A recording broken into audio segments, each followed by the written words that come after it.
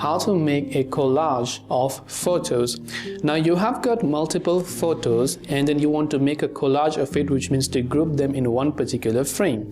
Now for this, we're going to use the help of an application called Canva. You can use any of the application that you prefer. I personally like Canva. So let us go ahead and then launch Canva app. It is available for Android, iOS, or you can go to canva.com if you're using from browser. You can simply go ahead and then log in to one of your respective accounts right here.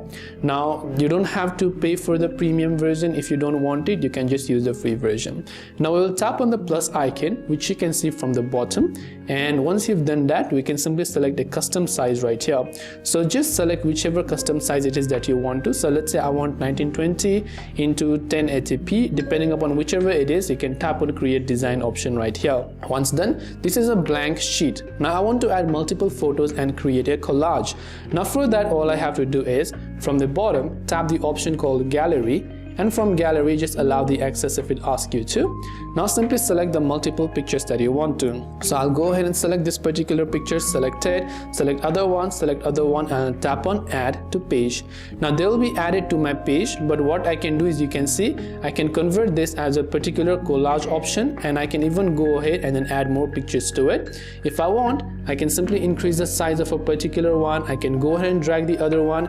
Now I can create some styles for each of these, right? So if I want to add a frame, let's say, I can tap on it, I can crop, adjust, remove the background filters, I can apply some effects. So I can tap on effects right here, I can go to style and add a couple of shadows, blur, or whatever else it is you want. You'll be able to customize them within this.